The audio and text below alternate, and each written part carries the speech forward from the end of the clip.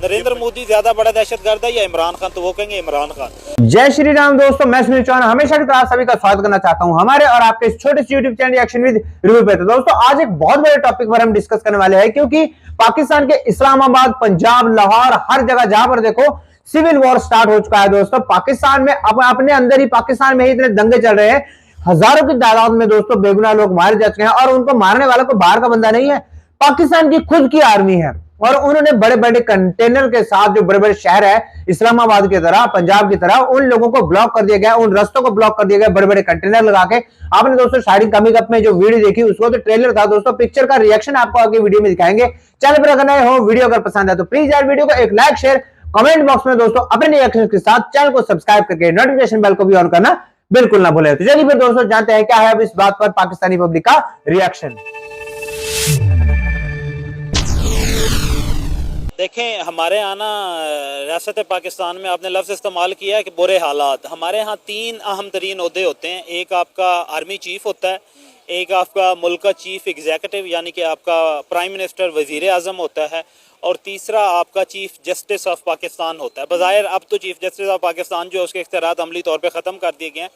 तो जो भी नया चीफ जस्टिस आता है ना, आलमोस्ट अब 26वें चीफ जस्टिस हमारे यहाँ मुल्क में जो हैं, तो वो कहता है कि इस वक्त मुल्क जो है ना इंसाफ के बदतरीन हालात से गुजर रहा है।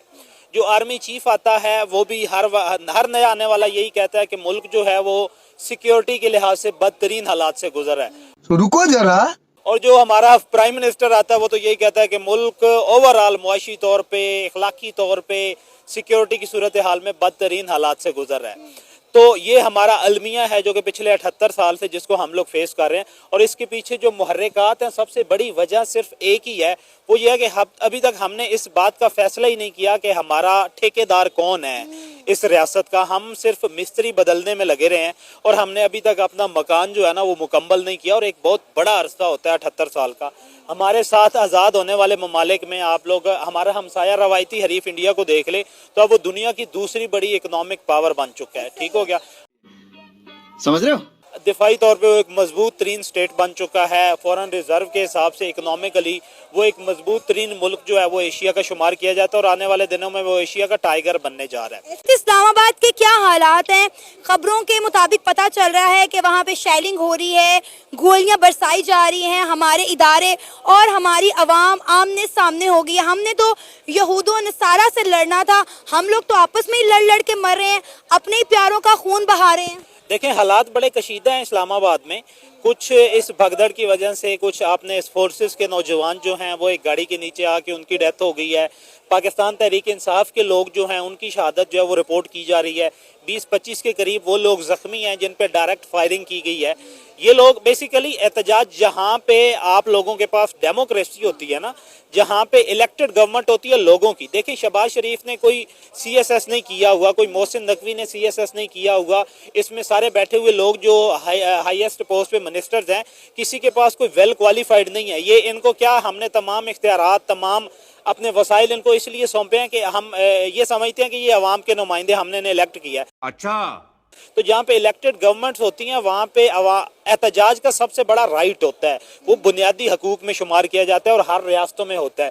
तो ये जो एहतजाज के लिए आए थे, ये अपने मुतालबात लेके आ रहे थे। अगर ये डी चौक में बैठ भी जाते ना तो इन्होंने डी चौक से आगे कहाँ जाना था। लेकिन आप सबसे बड़ी अनहोनी ये है कि हमारे वजीर दाखिला साहब ने रिसेंटली कल बयान दिया है कि एक उनका पहले बयान बड़ा चल रहा था जब बलोचिस्तान में एक सान्या हुआ, तो उन्होंने कहा कि ये बलोचिस्तान के दहशतगर्द एक SHO की मार हैं। लेकिन फिर उसके बाद आपने देखा कि दोबारा हालात जो है वो कशीदा हुए।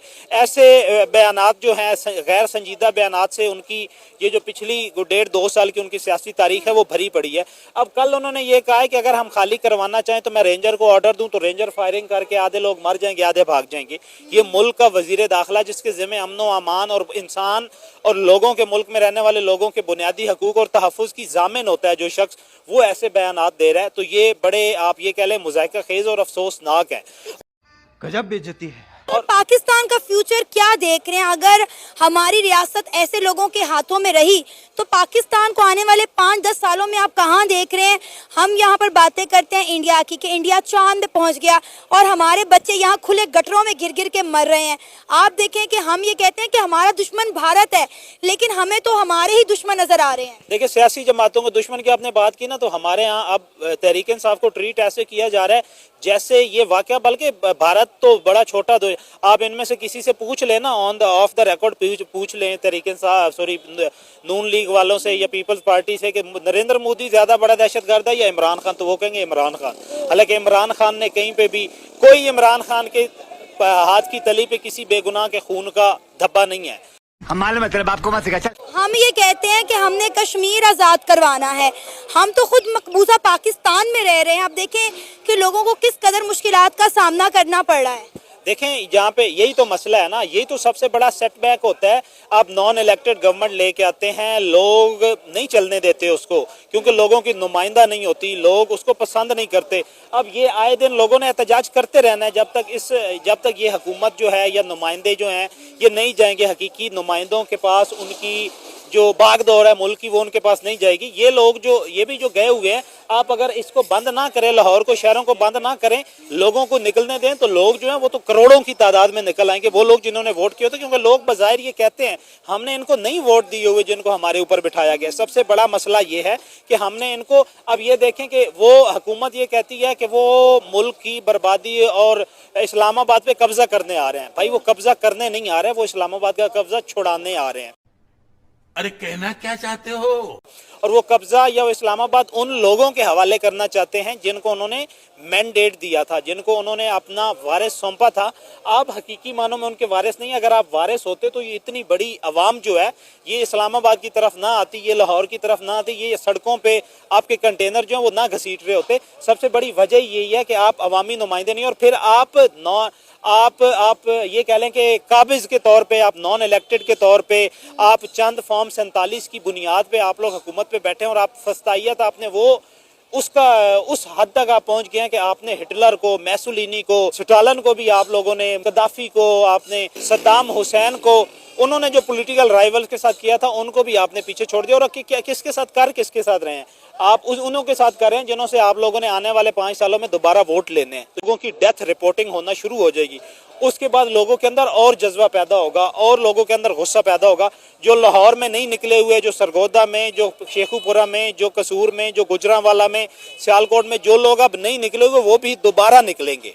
दोस्तों, आपने एक बात नोटिस की, जरूर नोटिस की होगी, क्योंकि कुछ ही टाइम पहले मैंने एक वीडियो अपलोड की थी जिसमें पाकिस्तान की पब्लिक ये कहती हुई नजर आ रही थी कि पाकिस्तान जैसी सेफ कंट्री कहीं भी नहीं मिलेगी, पाकिस्तान जैसी सिक्योरिटी कहीं भी नहीं मिलेगी। और इस बंदे ने अभी जो कहा उसके मुताबिक पाकिस्तान में आने वाले टाइम में भी हालात और बद से बदतर हो जाएंगे। अभी जितने बेगुनाह लोग मारे जा चुके हैं उससे भी ज्यादा गिनती और बढ़ने वाली है। तो इनके आर्मी चीफ का भी यही कहना है कि हमारी सिक्योरिटी में बहुत सारे बग्स है, और फिर ये कहते हैं कि हम इंडियन टीम को सिक्योरिटी देंगे। फिलहाल दोस्तों, क्या आपका क्या कहना है इस वीडियो पर? दोस्तों प्लीज यार कमेंट बॉक्स में कमेंट करके जरूर बताएं। मिलते हैं आपसे किसी और वीडियो में, तब तक के लिए जय हिंद, जय भारत।